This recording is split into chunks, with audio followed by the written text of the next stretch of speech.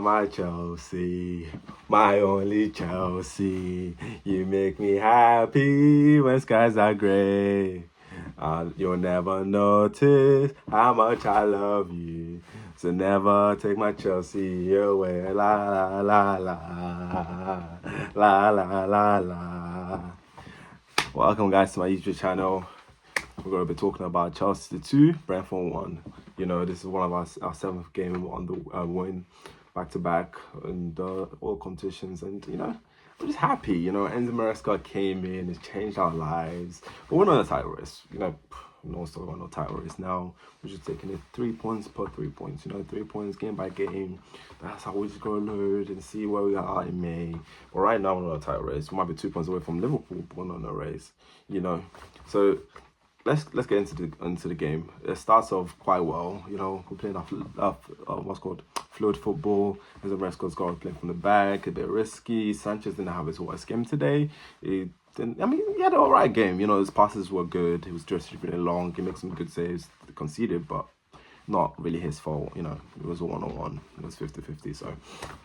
But yeah, I'll say Sanchez had a good game. We were building up. We dominated most of the first half. We were pressing them. A lot of chances we made that either Nicholas Jackson or Sancho should have shot a lot of times, or Palmer, or by the way, which I thought had a good game. But you know, a lot of chances we could have we should have taken, but we didn't really capitalize on our opportunities. We'd rather pass it or shoot when the angle was against us.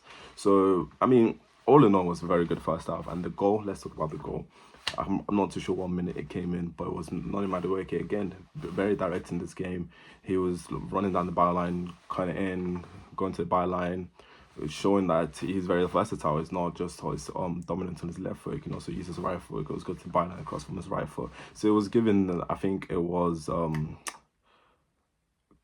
Kieran Potter. I can't remember who the opposition right back was. A lot of problems where it couldn't predict what he was going to do next, because sometimes it would be mostly him coming inside, but if there's not space on the inside, he will do a little shimmy back onto the out and cross it in. Even though most of the crosses didn't connect with our players, it was still a danger. We still got a lot of corners from it, which proved to be very useful. Back to the goal, it was Noni Madueke again doing his little runs, and this time instead of going to the byline, he decided to cut in. There's a beautiful ball, literally a pitch perfect ball into the middle, and guess who was there? Cucurella playing in the 8, where Maresca has deployed him, because the new tactic has been used in it. It's like a back 3, or back 3 is either Gusto in the 8 or Cucurella in the 8, or depending on the game, it will be Enzo Fernandez going to the 8 and then Cucurella or Gusto going to the midfield. But in this game, it was Cucurella in the 8, and it worked out to be efficient because it was a very well taken goal, or well taken header from Cucurella to score first goal for us. And I thought it was just like, wow, by the way, I didn't know you had that in you. I just thought, you know, you're just spamming balls. I mean, I'm pretty sure that one of the commentators said this was like the most crosses we had in the game, and it was clearly like a tactical change that Maresca made for us to cross the ball more. Maybe it was one of Brentford's weakness based on previous games where they conceded a lot of goals from crosses and whatnot. So it was, you know, if it works, it works. I'm not gonna be like, I'm a tactical mastermind. You should be crossing it. Wouldn't have any aerial dominance players, but it worked out. You know, Cucurella scored. Let's go into the second goal. The second goal was Nicholas Jackson, and it started from Caicedo. Let's talk about Caicedo. You know, when he came to the club, people were like, oh, how do you spend 150 million on Caicedo? He's a CDM. How you spend 150 million on a CDM? Blah, blah, blah, blah, blah, blah. He's flopping. He's terrible. Yes, he had a bad start, but who doesn't have a bad start? He came from Brighton, and then Brighton to a big team like Chelsea. You know, sometimes it takes you to adapt, and he's adapted. If that's what we're going to say, he's adapted. He's in Chelsea. He's one of our best players. Apart from Cole Palmer, he's probably our next best player, if I'm being like deadly honest. And yeah, the goal started from him. Lovely tackle to win the ball, and then Enzo got the ball. And you know, everyone's also talking about Enzo post of Vos, Enzo, how is the dominance, every game's got a good contribution. And again today, what a beautiful pass it was for Jackson. And let's not take it away from Jackson, because without the run of Jackson, there will be no one to split the defense and run in behind the defenders for the pass to go to, and Enzo wouldn't have made the pass if Jackson was making the run. But the precision, the accuracy, the way of pass from Enzo was just sublime. It was just like, damn, everyone was just like, this is why we paid 100 mil plus for both players. I'm saying they justified 100 mil plus, but they're justifying it now, if that makes sense. I don't know if that makes sense or not, but it makes sense to me. It's like, wow, we're gradually getting there. The money was spent, all the criticism just to get it, we're finally getting there. Anyway, Nicola Jackson, well taken goal. He missed a lot of chances this game. There was one where he was just static in the box. Sancho did a little nice dribble. Very good game from Sancho as well. Did a nice dribble to the byline and cut it back. And what's called Jackson was just static and he just blasted the ball over. So, but it took this goal very well. And the majority of the game, I was like, we need a second goal, because if we don't have a second goal, I knew Brentford was going to score. Our defense is not the best. This is one of our weaknesses. This is why most fans say we're not in the title race, because our defense is not a title-winning defense. So I knew we needed a second goal, and Jackson delivered before it just came off. So yeah, and then Brentford's goal. It was a poor goal to concede, to be honest. It was very messy. It was from a throw-in from our side, and then they got the goal and they just ran. They literally just ran past all our defenders. I mean, I would say our two centre-backs had a good game. They had a solid game. They were dominant. The Brentford didn't really have a sniff. So from one or two chances, one that hit the crossbar, didn't go up the line, from Fabio Carvalho. But apart from that, we had a good game. And then the goals happens, man. It happens, but we're not gonna deviate that from the good things that were done in this game. So let's do player ratings and just go through the players and see. Because I'm just happy, man. 2 points away from Liverpool. Of course, they have a game in hand. They have to play against Everton, and we're playing Everton next, coincidentally. But Spurs just won 5-0, and I'm not saying anything. But if we beat Everton, we'll be top of the league. Even if we just won for a few hours or for a day, we'll be top of the league. And that picture, just seeing Chelsea #1 above Liverpool, oh my God. Anyway, and then hopefully Spurs can do something for us and beat Liverpool. And that'll be our Christmas made. But regardless, player rating. Sanchez, out of 5, I'll give him a 3.5. He had a decent game. There was not much for him to do, except from a few saves, and his distribution was okay. So he had a good game. Gusto, I'll give him a 4. He had a very solid game. Not much wrong. It was we always had the byline. Always had an option to pass the ball down the line to Nonning. Always overlapping. It was a good game for him. And the two centre-backs, Liwako and Tosin Adebayo, they both had a good game as well. Like, apart from the goal they conceded, especially Tosin, he was very dominant. He didn't put a foot wrong. He was always like getting the ball back, winning the ball on the halfway line. And Levi, there was a few blocks he made as well, where it was like, okay, this is the centre backs we've seen. This is the centre backs we invested in. Or like, we're not gonna sell you because there's the potential we're saying. So yeah, Cucurella, 5-star. I mean, actually, no, not 5-star, because he got sent off. He got sent off after the game ended, but 4.5. Let's say 4.5. He had a good game, scored the goal. He was dominant in his 1v1s. Mbeumo was not an easy person to hold down, by the way. He's like 10 goals in the league, and he just kept him quiet for most of the game from his goal again.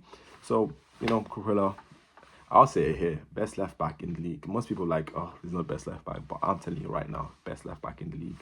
You can't perform consistently like he is and not put him in the conversations of best left back in the league, maybe in the world, but that's irrelevant now. Caicedo, 4.8, dominant performance again.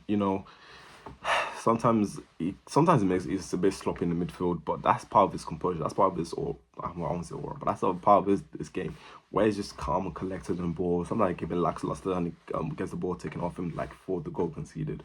But that's also his biggest attribute, in how he can just twist and turn, find a pass, or find a tackle, just like for the second goal. It just plays well. It's just it's just my favorite player, to be honest. And then Enzo, again, on the assist for him, I'll say 4.8 as well. I mean, everyone was always getting onto Enzo, saying his defensive game was not good. He's not a good defender. He's not good at tracking back. And he showed that today, that he was good at tracking back. I mean, he's not the quickest, but he still runs his ass off. He still goes back to cover.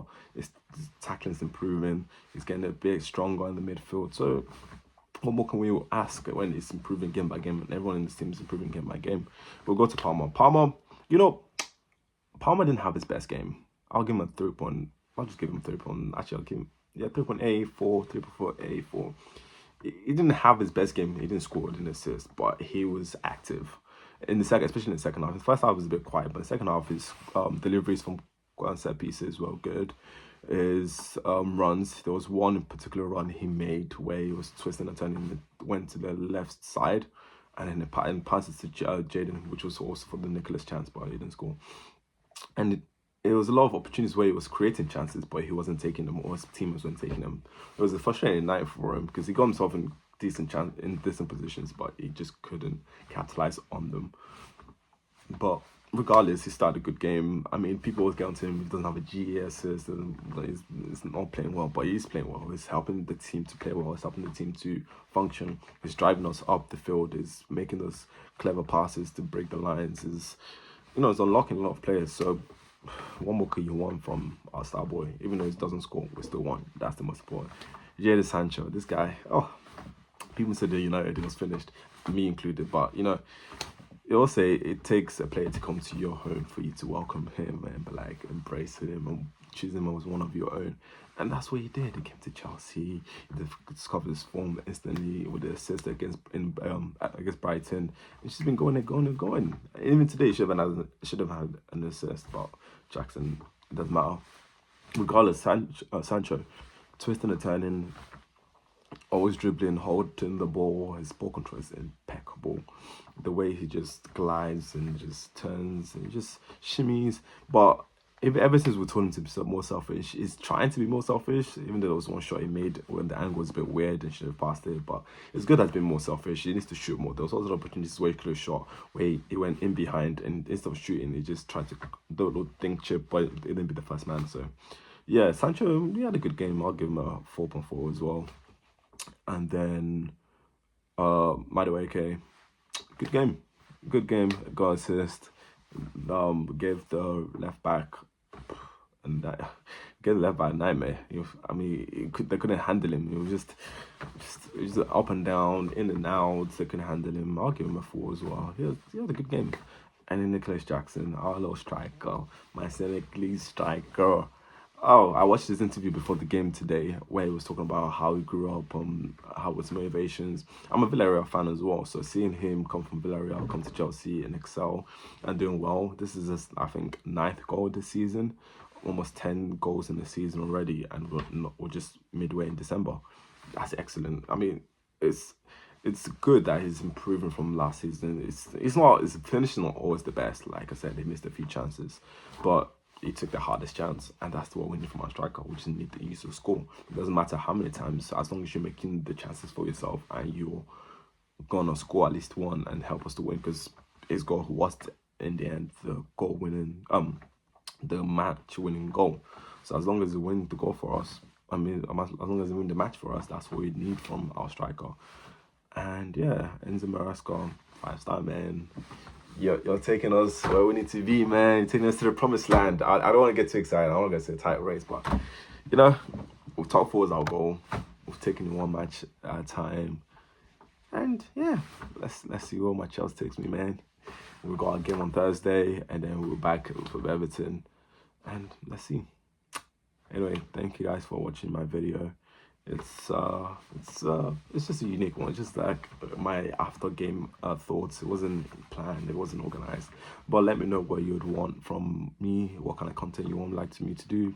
And it's been more consistent with this channel, to be honest. I know I've only posted 2 videos so far. This is going to be my 3rd, and I've been a little bit of gaps in between the videos. So just let me know what kind of content you would like to watch and give me your feedback. Make sure to like and subscribe. And I'll be back with you after the Thursday game. Love and peace.